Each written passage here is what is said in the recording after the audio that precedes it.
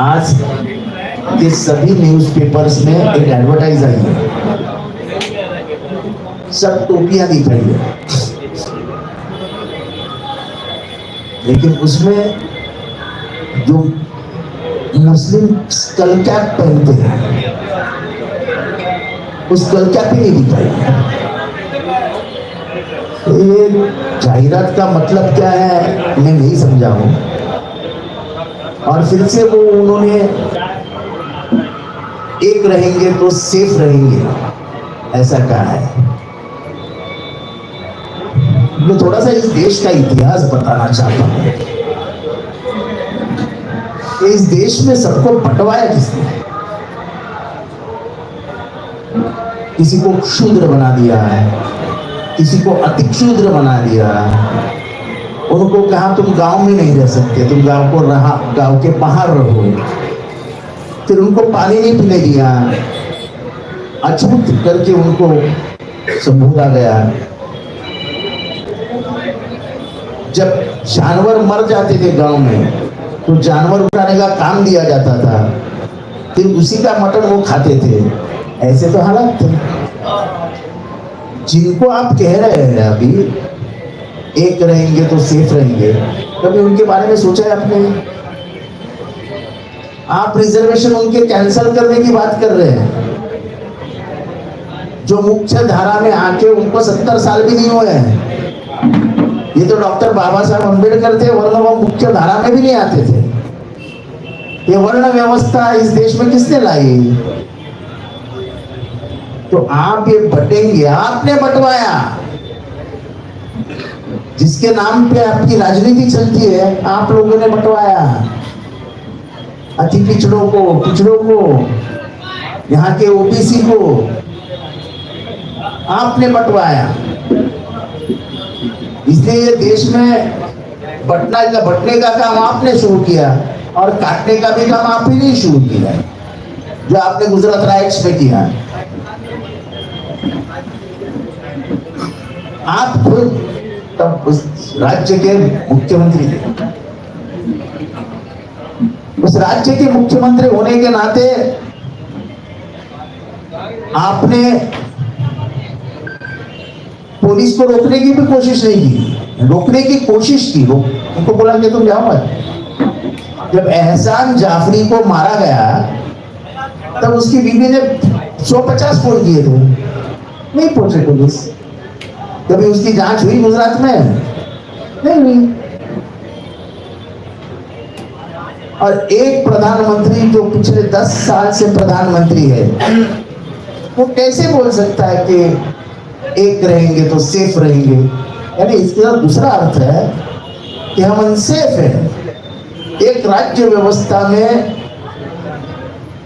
इतना बड़ा तबका अनसेफ होना यानी उस गवर्नमेंट का फेलियर है।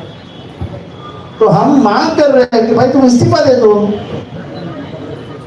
आप इस्तीफा दो ना। अगर इस देश के 140 करोड़ जनता को अनसेफ लग रहा है तो आप इस्तीफा दे दो।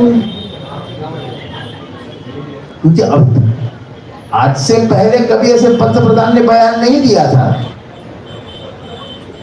किसी मुख्यमंत्री ने ऐसा बयान नहीं दिया था, किसी गृह मंत्री ने ऐसा बयान नहीं दिया था। इस राज्य के गृह मंत्री कहते हैं कि बटेंगे तो बटेंगे। किसको धमकाना चाह रहे हैं आप? ये चुनाव है कि धमकाने का प्रशिक्षण है? तो मैं यही समझाने यहाँ आया था कि देश के महाराष्ट्र के माहौल बिगड़ा करके ये चुनाव में उतरे हैं। लोकसभा की करारी हार के बाद वो अब डरने लगे हैं और डर के कारण एडवर्टाइज के द्वारा, इसके द्वारा देश के मुख्य प्रवाह से हम मुसलमानों को बाहर निकलने वाले एक क्लियर कट इशारा दे रहे हैं। Clear cut. तो इसके बारे में आप होना जाना तो कुछ नहीं, कुछ कर नहीं सकेंगे, लेकिन डरा तो जरूर है। और मैं पुलिस से भी अपील कर रहा हूं कि रेती बंदर पे नाकाबंदी लगाओ, वाई जंक्शन पे नाकाबंदी लगाओ। करोड़ों रुपए मुंब्रा में आ रहे हैं, बाहर के नामचीन गुंडे मुंब्रा में घूम रहे हैं। कहीं ऐसा ना हो कि एक आध गुंडा इस पे उड़ जाए, क्योंकि सुनने वाला तो कोई नहीं है, हमारी आदत ही नहीं है। हम किसी के आंख पे आज जाते नहीं, कभी जिंदगी में 15 साल में आपने देखा नहीं मेरा किसी से झगड़ा हुआ है। पर मेरे कार्यकर्ताओं से कोई भिड़ जाएगा तो मेरे इतना बुरा कोई। ये आज इशारा मैं पुलिस को दे रहा हूं कि पुलिस को रखता रहेगा कि सत्ताधारी पक्ष के वो पुलिस है, तो ऐसा कभी नहीं होता है। पुलिस पुलिस है और पुलिस ने कायदा कानून और सुव्यवस्था संभालनी चाहिए। जरा भी उधर किधर गलती हुई, जैसे कल स्टेशन रोड पे एक लड़के को स्टैप किया, उसका स्टैप का जो जख्म इतना जोरदार था कि उसके किडनी तक वो पहुंच गया। वो किसका आदमी था जिसको स्टैप किया? वो यासीन कुरैशी के सगे भाई का लड़का था, और जिसने स्टैप किया था वो किसका कार्यकर्ता था?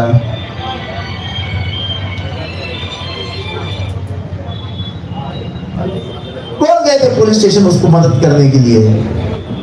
काम जो 15 साल में मुंब्रा में हुआ नहीं, कभी किसी ने किया नहीं, ये काम बंद करो। उनको मुंब्रा के कुछ प्रतिष्ठित लोग जो खुद को प्रतिष्ठित समझते हैं उसको संदेशा दे रहे हैं, कॉम्प्रोमाइज करते हैं। अरे उसकी जान जाने की वक्त आ गई और तुम बोलते कॉम्प्रोमाइज करेंगे?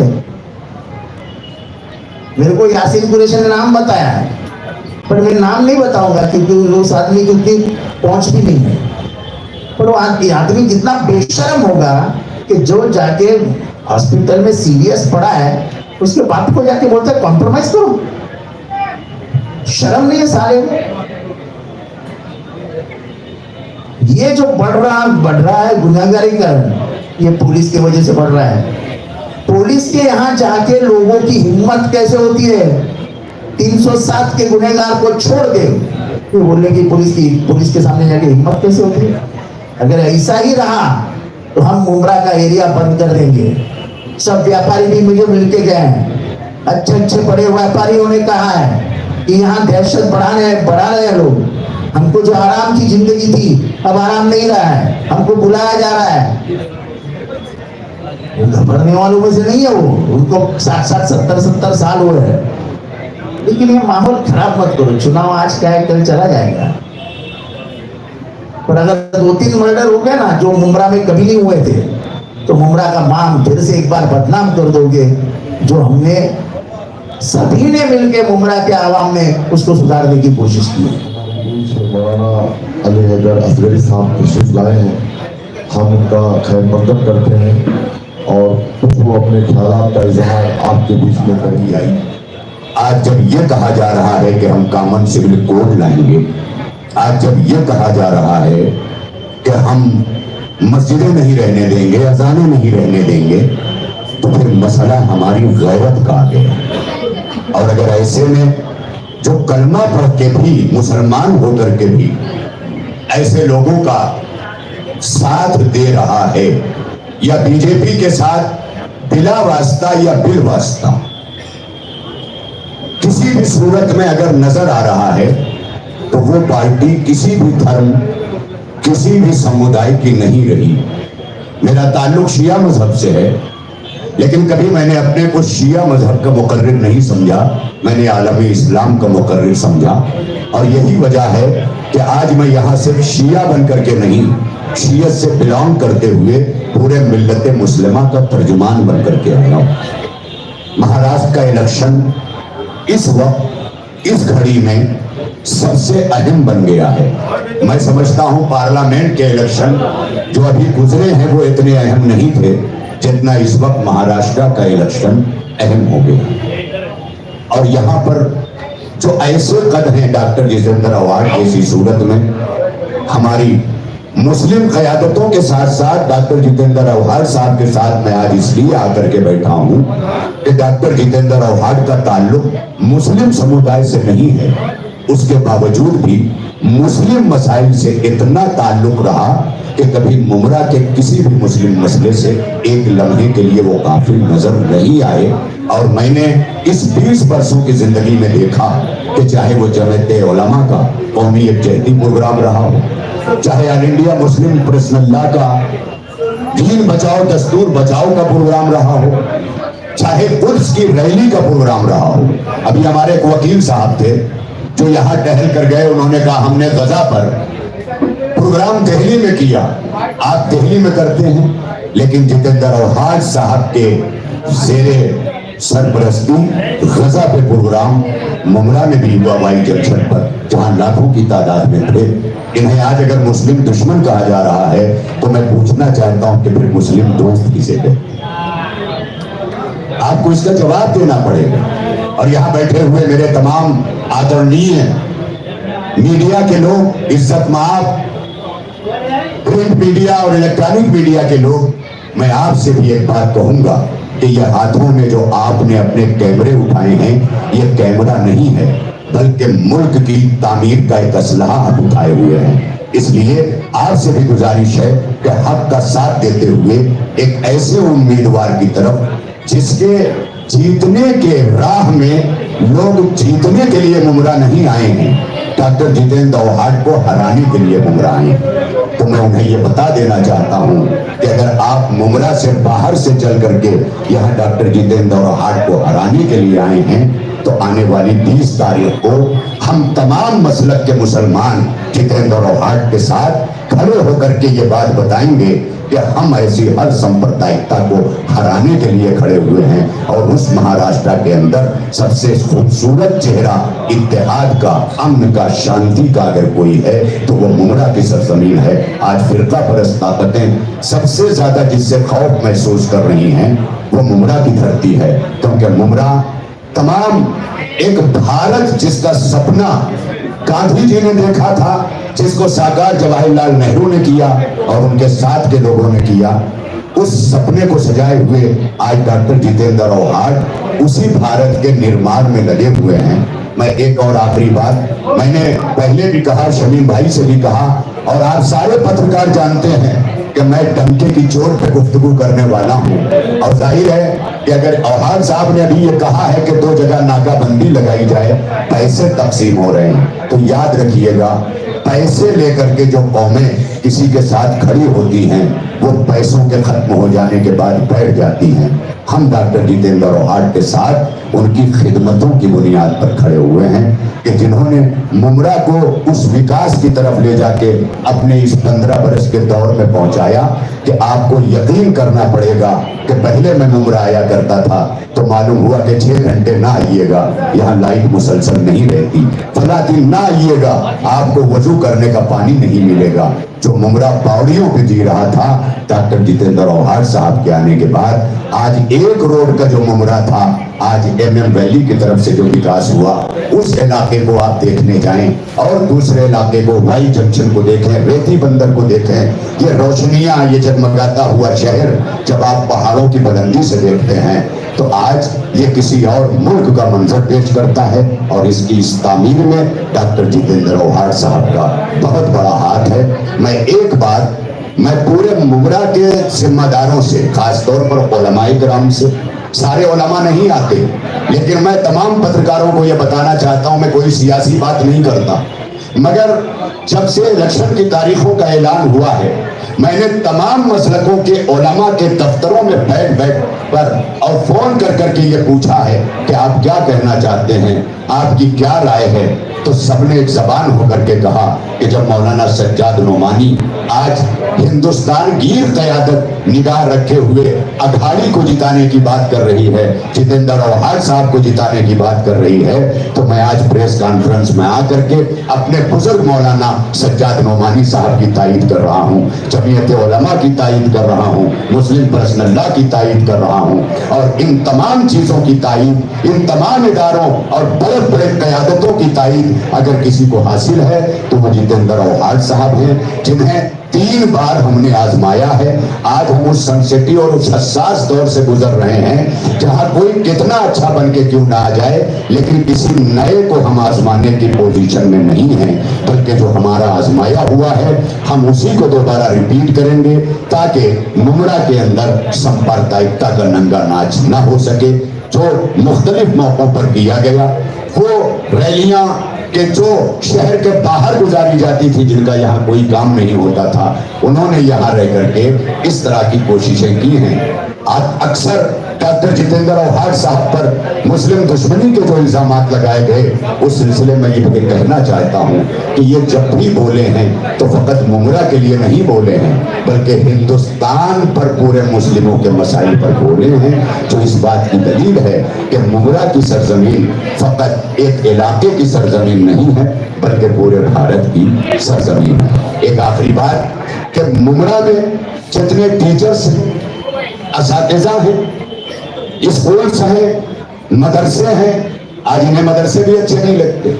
आज इनकी साइटों पर जब मैं जाके देखता हूँ, इन्हें हमारी भाषा उर्दू, जिसका अभी कल दिन मनाया गया औहाड साहब, ये भाषा जो जोड़ती है, जो मोहब्बतों की भाषा है, जिस भाषा के बगैर हिंदी मुकम्मल नहीं होती है, उस उर्दू के बगैर भारत कैसे मुकम्मल हो सकता है।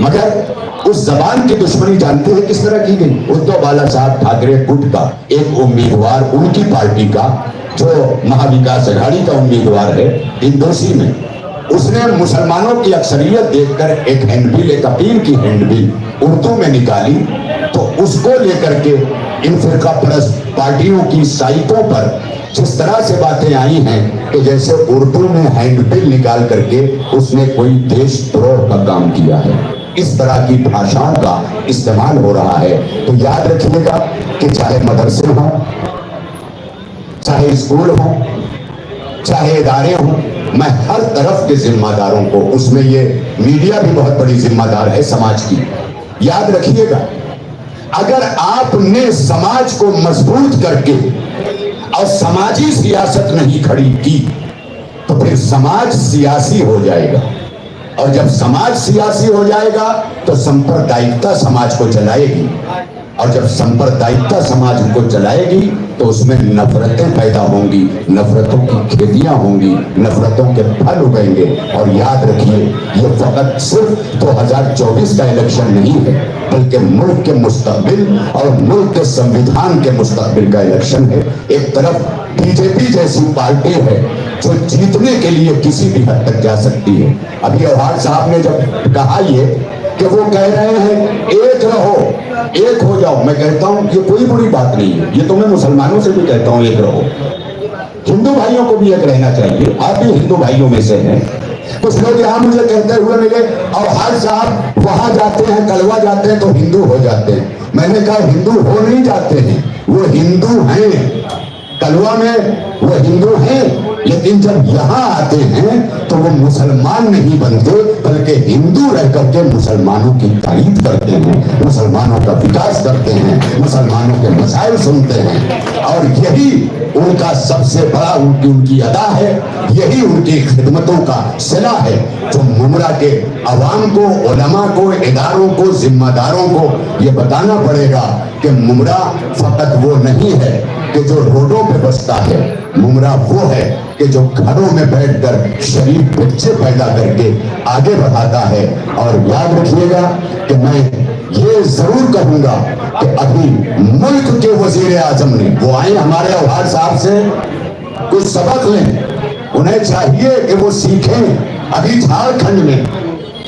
बाकायदा इस वक्त इलेक्शन वहां भी हो रहा है, महाराष्ट्र का टाला गया, हरियाणा के साथ होना था, टाला इसलिए गया कि ताकि सांप्रदायिकता 1-2 महीने के अंदर महाराष्ट्र के अंदर सारे जाल बिछा सके और उसके बाद महाराष्ट्र की बिसात को उलट दिया जाए। लेकिन मैं ये बता देना चाहता हूं कि बीजेपी की बिसात उलट चुकी है महाराष्ट्र के अंदर, जहां जहां मैं दौरे कर रहा हूं। और मैंने इसलिए दौरा किया कि अगर मैं मौलवी होकर के इस वक्त बाहर निकल करके नहीं आया तो मैं फकत एक मदरसे के अंदर महदूद रह जाऊंगा, मेरा समाज से कोई ताल्लुक नहीं रहेगा। इसलिए इस वक्त समाज के निर्माण में हर वर्ग के लोगों को निकल करके बाहर आना पड़ेगा। और डॉक्टर जितेंद्र ओहाड जैसे लोगों की मैं इन्हें इसकी बधाई देने भी आया हूं कि मैं गलियों में चलता हूं, मैं लोगों से मिलता हूं, मैं बड़े बड़े प्रोग्रामों में लोगों के विचारों को सुनता हूं। इस वक्त मुमरा से जितेंद्र ओहाड साहब की जीत यकीनी बन चुकी है। ये अंदर की मैं आपको बात बता रहा हूं। इस वक्त वोटर भी साइलेंट हैं, क्योंकि जब आज मारपीट पे लोग उतर आए हैं तो शरीफ लोग खामोश होकर के ये तय कर चुके हैं कि हमारा नेता जितेंद्र ओहाड था, जितेंद्र ओहाड है, और उस वक्त तक हमारे नेता जितेंद्र ओहाड रहेंगे जब तक कि हमारे मुमरा के मसाइल को वो हल करते हैं। ये हम वादा करते हैं। और फिर एक बार वो बात कहना चाहता हूं कि हर वो पार्टी जिसका रास्ता कहीं ना कहीं बीजेपी की तरफ जा रहा हो, वो कितना ही दूध का धोला बन करके मुसलमानों की बात कर रहा हो, मगर वो रास्ता जो बीजेपी की तरफ जा रहा हो, उसी बीजेपी का वजीर आजम झारखंड की तकरीर में जानते हैं, हम दाढ़ी और टोपी वालों का नाम लिए बगैर इतना बड़ा जुमला जो आज अगर इलेक्शन कमीशन सक्रिय होता, तो आज अगर हमारे देश का हिफाजत का इदारा सक्रिय होता, और आज अगर ये सब रहन न रखे गए इदारे होते, तो आज मुल्क का सबसे बड़ा ओहदे पर रहने वाला गिरफ्तार कर लिया जाता। नाम लिए बगैर यहां तक कहा कि इनसे बचो और इनसे बचना है। पहले इन्होंने हमारी रोटियां छीनी हैं और अब हमारी बेटियां छीन रहे। इस तरह के नफरतों की बात उन्होंने अपनी तकरीर में की है, जो सोशल मीडिया पे पूरी तरह से चल रही है, जो ये बता रहा है कि अगर आपने जाग करके इस असेंबली में फैसला नहीं किया, क्योंकि ये जज्बात का इलेक्शन नहीं है, ये अक्लों का इलेक्शन है। आपको अपनी अक्लों को इस्तेमाल करके, कैसे थे वो हमारे लोग कि जो अपने मुल्क के लिए शहादतें पेश करके मुल्क को बाकी रखने जाते थे, क्या हम अपना कुछ वक्त दे करके अपने समाज को बाकी नहीं रख सकते? बस इसी जज्बे के तहत मैं इस वक्त चल करके आया हूं और पहुंच करके आया हूं। और आज यहां जो कुछ मैं बोल रहा हूं, मैं किसी सियासी पार्टी का नुमाइंदा बन करके नहीं, बल्कि एक शिया मुस्लिम इस्लामिक ऑरेटर की हैसियत से, एक खतीब की हैसियत से, ऑल इंडिया शिया फेडरेशन की हैसियत से, और तमाम मकातिब फिक्र के उलमा के तर्जुमान की हैसियत से आज मैं इस तारीख में ऐलान करता हूं कि मैं जितेंद्र ओहाड साहब के साथ हूं और आइंदा भी इनके साथ खड़ा हूं। और इंशाअल्लाह एमडी वेडिंग हॉल 13 तारीख को हमारे शिया समुदाय के उलमा, अंजुमने और इदारे वहां पर जमा होकर के पूरी कौम, मिल्लत हमारी, पूरा मसलक हमारा जितेंद्र ओहाड साहब को वहां ताईद का ताज पहनाएगा। इसलिए कि सोने के ताज को हम ताज नहीं समझते, हम तो ताज अख्तियार को समझते हैं। अगर आपके पास अख्तियार है तो आप ताजदार हैं। लिहाजा हमारे जितेंद्र ओहाड साहब कल भी ताजदार थे, और फिर इंशाअल्लाह 23 तारीख को जब गिनती होगी तो वही अख्तियार का ताज पहन करके फिर मुमरा आएंगे, और एक मरतबा फिर मुमरा उसी तरह उनको अपनी क़यादत और अपना कायद मान करके अपने साथ आपके साथ चलेगा। इसी के साथ मैं ये बातें तमाम कर रहा हूँ। ये भी बताना चाहता हूँ यहाँ बैठे हुए लोगों को, शमीम भाई को, कि जो भी स्टेज साझा करने की जरूरत पड़ी और जहां भी ऐसी जरूरत मेरी महसूस हुई, हालांकि इस वक्त हमारे यहाँ हजरत मोहम्मद मुस्तफ़ा सल्लल्लाहु अलैहि वसल्लम नबी पाक की बेटी हजरत फातिमा ज़हरा की शहादत के शोक के दिन चल रहे हैं। कल से मैं वहाँ बिजी हो जाऊंगा। ईरानी मस्जिद जो हेरिटेज है हमारे शिया लोगों का, भिंडी बाजार में, वहाँ 4-5 दिनों मेरा बयान है, फिर आगे 20 दिनों तक है। उसके बावजूद भी मैं सियासत को अपने समाज और मजहब का हिस्सा समझ करके अपना ये योगदान लेके खड़ा रहूंगा, और जितना भी वक्त मिल सकेगा मैं मुमरा में रहते हुए डॉक्टर जितेंद्र ओहाड साहब के साथ खड़ा रहूंगा, और मेरी ताईद उनके साथ। जज़ाकल्लाह खैर मौलाना साहब, बहुत बहुत शुक्रिया। अब मैं चाहता हूँ कि हमारे नेता डॉक्टर जितेंद्र ओहाड साहब मौलाना साहब को एक सवाल पहना करके उनका इस्तेमाल करें।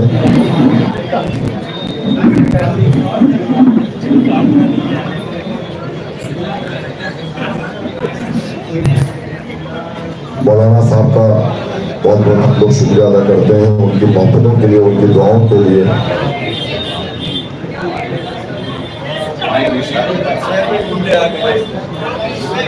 और सब एक और साल होते हैं।